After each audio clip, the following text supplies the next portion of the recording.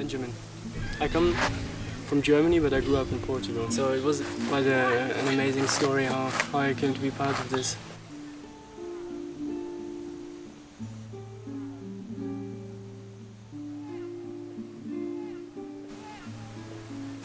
I'm traveling since 8 months now. I finished my university degree in Berlin, in Germany.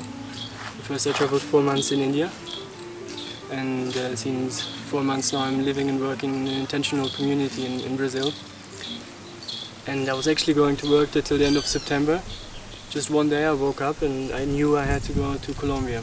In the evening we were sitting around the fire and talking about traveling. The next day I woke up and I said, wow, I have this feeling, something is calling me in Colombia. So I was walking around, telling this everyone, talking to my friends in the community about Colombia, asking if they had been there, if they had traveled there. So for 1 week I kept on with this story, and people asked me, why do you want to go to Colombia? You can go to Ecuador, you can go to Peru, it's safer, you know, Colombia, it's a dangerous place. And I don't know, but I want to go there. So then one particular day I was looking at the map of Colombia, of the travel guide, and we were looking at places to go, and I pointed the finger at one space and said, I think there it's very beautiful, there I have to go. And the next day after this, I was surfing the internet, going on YouTube, watching videos of indigenous people.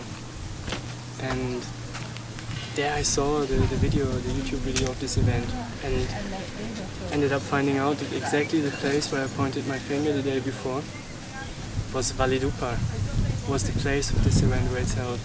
And at the time where I was watching the video, my skin was already feeling all strange, and I was feeling like, wow, this is something I have to go to. And having no money at the time, and no possibility actually to come, and I made it possible. You could think it's a coincidence, but after happening over and over again, you started seeing it as signs. Like just now, one friend that we had met in Piracanga arrived here without we knowing, and it's always like this small world phenomenon. It's like, oh, you're on the right path, and because you're on the right path, things happen easily, like without like any effort. Everything works out in the best possible way. For me, what I felt right away when I arrived here is that you feel very grounded. You get very close to the earth, to an energy that's really here in this special place. And also being around these people. They're staying here for the last week, working and living with them, and mostly learning. I'm very impressed because they live in this very simple way here, without any technology, without much comfort. But they're very well spoken, they're very intelligent, and they're highly evolved in a conscious level.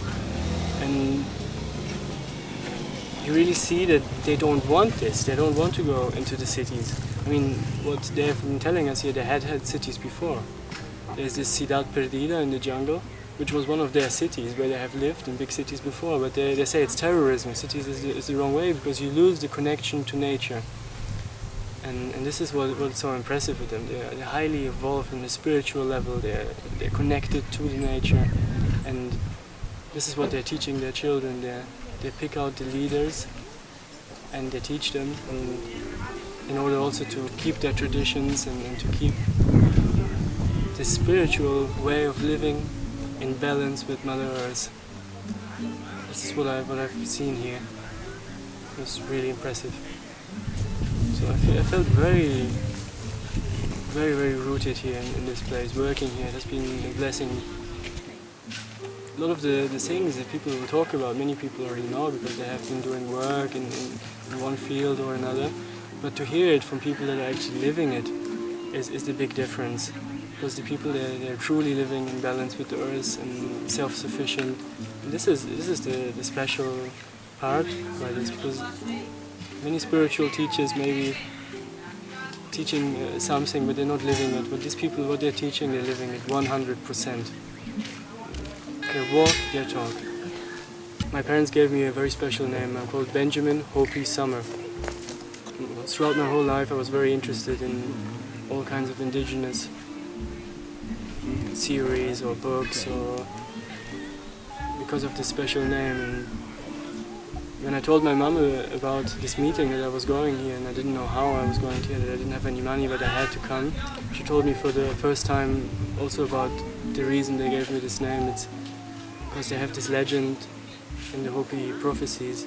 They say one day the rainbow warriors will come back and they will make the earth green again. And this is what I believe. I think the earth will change, the time is now.